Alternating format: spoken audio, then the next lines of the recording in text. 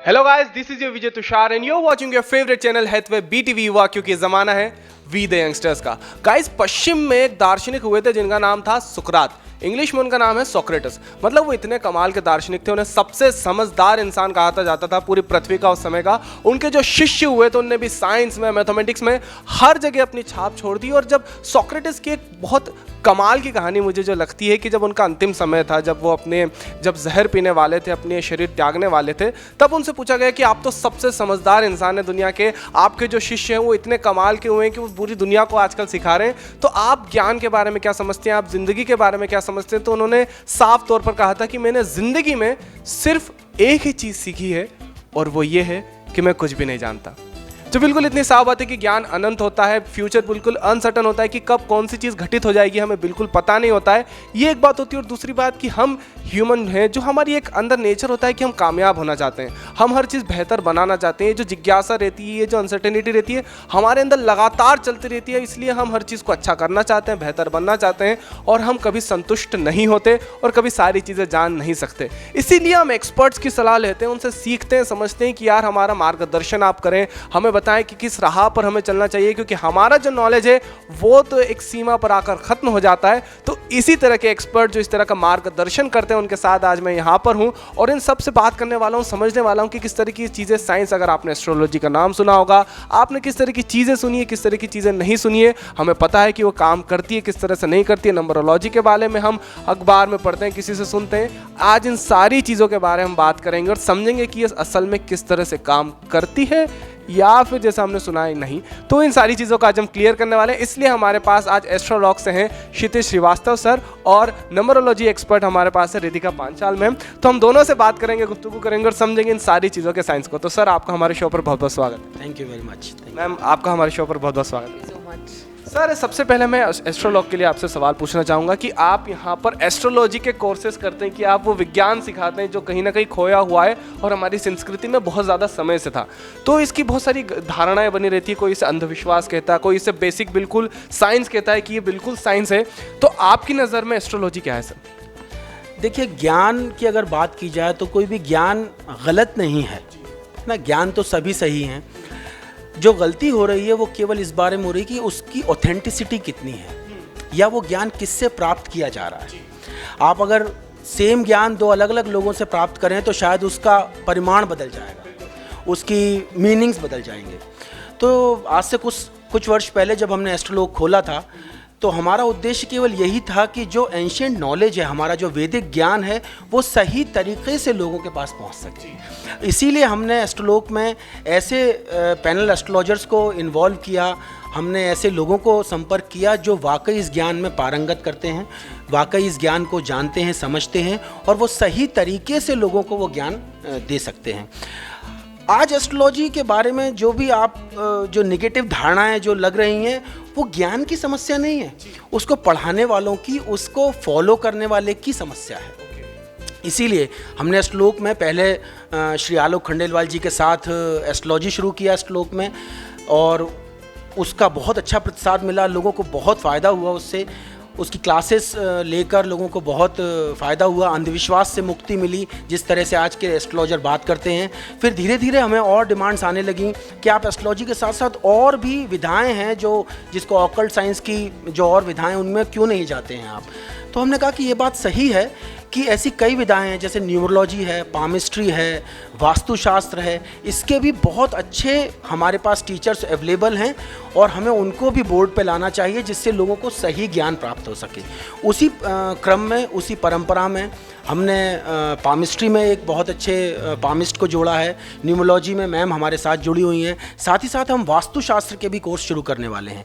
तो कहने का मतलब ये है कि हम वो जो सेक्रेड नॉलेज है, वो जो सही ज्ञान है, वो सही लोगों द्वारा लोगों तक पहुंचाएं। ये एस्ट्रोलॉग की अवधारणा है। जी बिल्कुल सही बात है। ज्ञान तो रहता है लेकिन उसे जब तक कोई प्राप्त नहीं करता, जैसे बोलते हैं सत्य को भी प्राथमिकता की ज़रूरत रहती है कि उसे कोई पहचानेगा तभी वो सत्य बनता है। अब सर ने बात करी कि हम बहुत सारे कोर्सेज करते हैं और स्पेशल टीचर्स उसके लिए बुलाते हैं, तो न्यूमरोलॉजी के लिए हमारे साथ मैम है, तो हम मैम से बात करते हैं, न्यूमरोलॉजी को समझते हैं कि असल में किस तरह से काम करता है। मैम सबसे पहला मेरा सवाल आपसे यही है कि ये किस तरह का साइंस और ये किस तरह से काम करता है? सो न्यूमरोलॉजी की अगर मैं बात करूं तो numbers are nothing but planets. तो ये सारे जो ग्रह हैं, जो एस्ट्रोलॉजी में हम जो ग्रह के बारे में बात करते हैं, वही सेम ग्रह है जो न्यूमरोलॉजी में यूज़ होते हैं। जैसे 1 नंबर जो होता है वो सूर्य का नंबर होता है, जैसे 2 नंबर होता है वो चंद्र का नंबर होता है, जैसे 3 नंबर को गुरु का नंबर कहा जा रहा है। तो अगर आप देखें तो ये बहुत हद तक, मैं कहूँगी बहुत हद तक नहीं, जैसे न्यूमरोलॉजी एस्ट्रोलॉजी में से ही आया है। जैसे खाली एस्ट्रोलॉजी में हम ग्रहों के लिए अंगूठियाँ देते हैं या जो कुछ भी उपाय बताते हैं, न्यूमरोलॉजी में हम सीधा वो स्पेलिंग चेंजेस लाते हैं। तो जब हम किसी की स्पेलिंग चेंज करते हैं तो उसका मतलब ये है कि हम एक पर्टिकुलर ग्रह उनके नाम में डाल रहे हैं।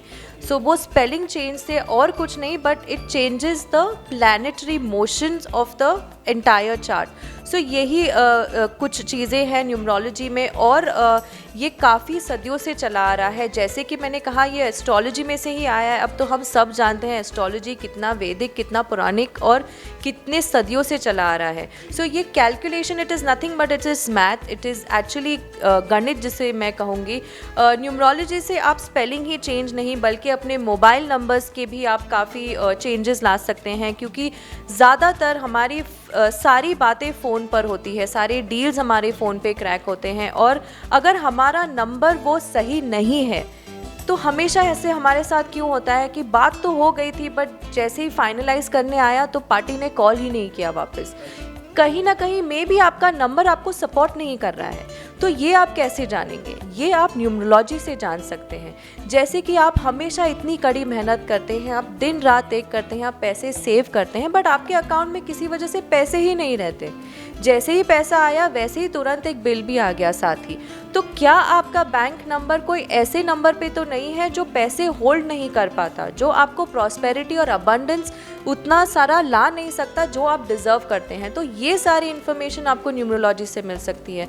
यदि अगर हम हमारे गाड़ियों के नंबर देखें आज की तारीख में, चाहे वो बॉम्बे हो, चाहे दिल्ली हो, या कोई भी कॉस्मोपॉलिटन सिटी आप ले लीजिए या अब्रॉड ले लीजिए, नंबर सबसे एक्सपेंसिव बिके जाते हैं।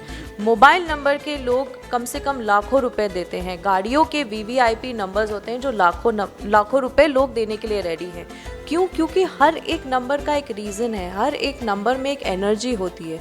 उस एनर्जी को लेने के लिए लोग इतना स्पेंड कर रहे हैं। अब न्यूमरोलॉजी बहुत खुलकर लोगों के सामने आ रहा है, अवेयरनेस बढ़ रही है, एक तरीके की क्यूरियोसिटी जनरेट हो रही है कि मुझे जानना है मेरे नंबर्स कौन से हैं।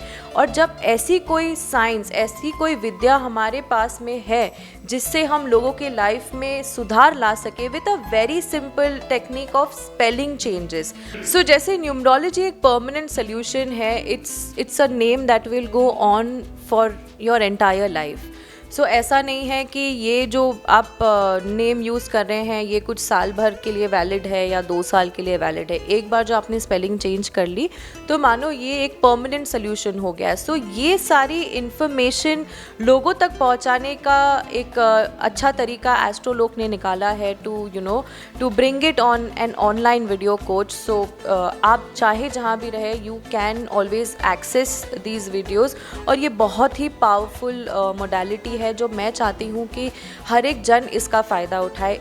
इस पर्टिकुलर साइंस से मुझे इतना फ़ायदा हुआ है, मेरे लाइफ में इतना परिवर्तन आया है। जिन लोगों के नंबर्स हमने चेंज किए हैं उन लोगों के लाइफ में आप रिलेशनशिप बोलो, आप करियर बोलो, आप उनकी जॉब ट्रांसफ़र्स बोलो, या जो अब्रॉड सेटल होना चाह रहे हैं या कोई बड़ी कंपनी से अफिलिएट करना चाह रहे हैं, ये सारे रिजल्ट्स हमको न्यूमरोलॉजी ने ला के दिए हैं। So it's a mind blowing and magical modality. मैं ये नहीं कहूँगी कि ये कुछ तंत्र मंत्र है या something like that.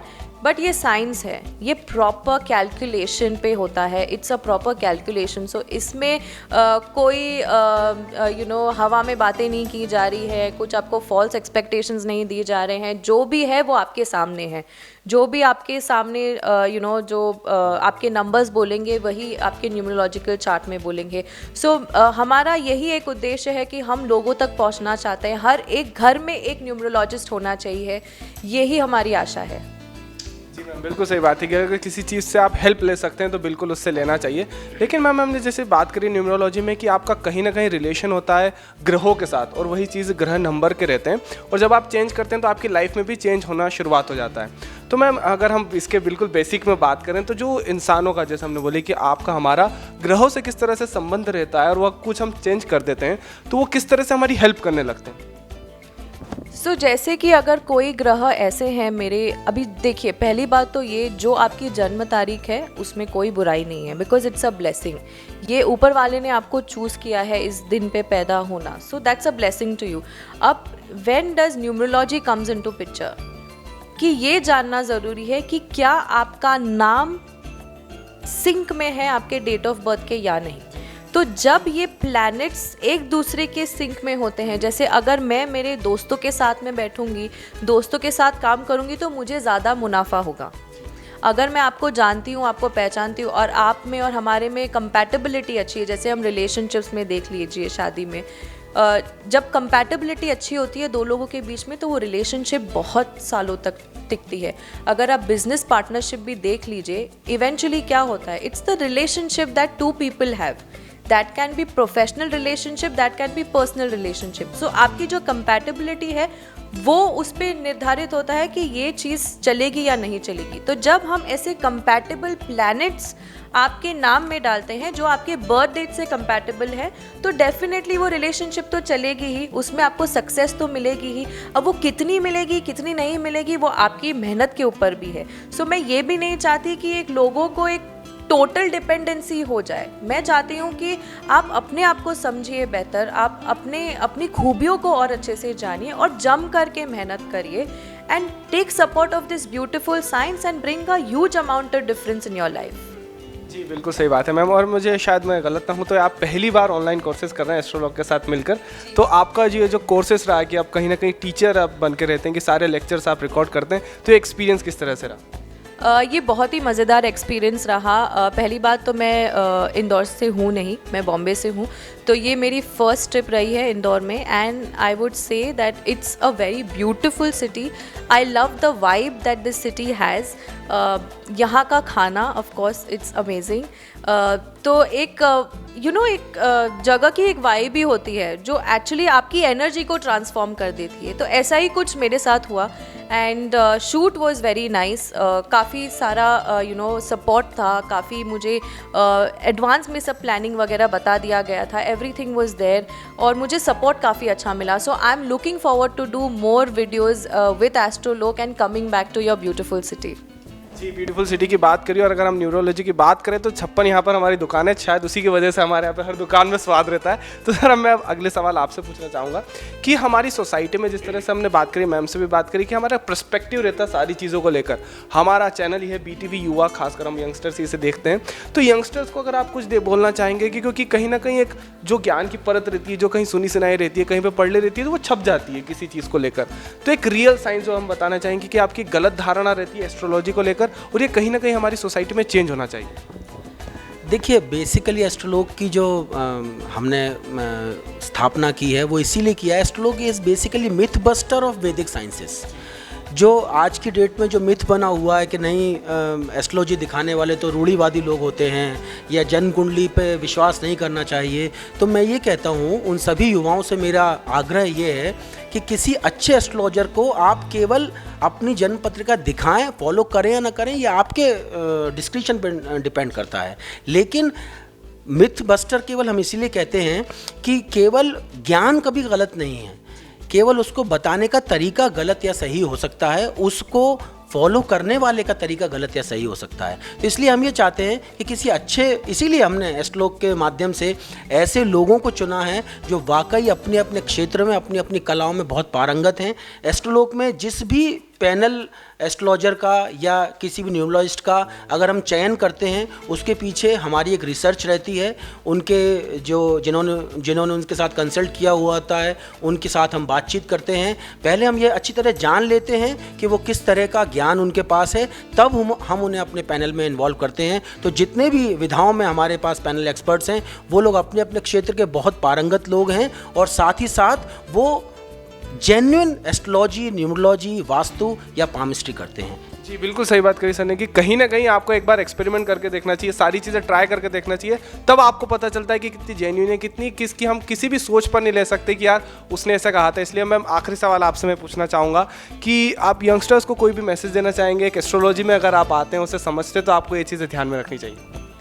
So youngsters को मैं एक ही बात कहना चाहूँगी कि जितना आप रिसेप्टिव हो जाएं, रिसेप्टिव यानी कि जितना आप नई चीज़ों को अपना रहे हैं, you know, be it the technology, be it the science, new medicines, इतनी सारी नई चीज़ें आ रही हैं, be little more and receptive to things जो हमारे पुरखों से चली आ रही है। Don't disown it, it has to have a meaning in it. That is why लोग जो वेस्टर्न कल्चर में रह रहे हैं, वो लोग इन चीज़ों को इतना मान रहे हैं, बिकॉज कहीं ना कहीं, क्योंकि हम तो यही कर रहे हैं, हम उन्हीं को मान रहे हैं। हमारा पहनावा, हमारी बोल, हमारी चाल, everything we are imbibing from our western culture. और वो क्या कर रहे हैं बदले में? हमारा योगा, हमारा न्यूमरोलॉजी, हमारा एस्ट्रोलॉजी सीख रहे हैं, and they are developing, they are getting even better. Meditation they are practising. So I am just trying to tell you कि if this makes sense to you, do not disown or disapprove our Vedic astrology or whatever sciences that has come from the roots of our India. India is known for that. So accept it and respect it and try and promote it, try and understand things कि आप जब दूसरे देश के लोग इसका फ़ायदा ले रहे हैं, तो आप तो इसी देश में पले बड़े हैं, तो आप इस देश से ये सब चीज़ों का फ़ायदा क्यों नहीं लेते हैं? This is the only message I think I would like to give to people. जी बिल्कुल सही बात है। सबसे खूबसूरत बात है कि हमारा ही कल्चर रहता है, हमारी संस्कृति रहती है, कहीं ना कहीं हमें उसे एक बार परखना चाहिए, समझना चाहिए, उसके साइंस को समझना चाहिए, जो सबसे ज़्यादा इंपॉर्टेंट रहता है। कि हम जो हमारे ऋषि रहते थे, हम उन्हें साइंटिस्ट भी कहते हैं। अब जब उनकी सारी चीज़ें हम साइंस पर परख कर देखते हैं कि कितनी साइंटिफिक सारी चीज़ें थी, उनकी सारी परिभाषाएँ थी, सारी डेफिनेशन थी, तो कहीं ना कहीं हमें कोई भी भ्रांति बनाने से पहले, किसी भी चीज़ को देखने से पहले एक बार सारी चीज़ें परखनी चाहिए, समझनी चाहिए, उसके रियल ट्रुथ को, रियल साइंस को एक बार देखना चाहिए। उसके बाद हमारा जो पर्सपेक्टिव रहता है वो सामने रहता है। तो सर, मैम, हमसे बात करने के लिए बहुत बहुत शुक्रिया, इन्फॉर्मेशन शेयर करने के लिए बहुत बहुत शुक्रिया। तो गाइस, बेसिकली आज का हमारा सेगमेंट था। आपको हमारा शो कैसा लगा आप हमें बता सकते हैं फीडबैक देकर feedbackcuba@gmail.com पर। अब वक्त हो चुका है मेरे जाने का। So this is your Vijay Tushar signing off with camera person Mahesh Sangar ji. But you guys keep watching Hathway BTV Yuva, क्योंकि ये जमाना है वी द यंगस्टर्स का। Thank you.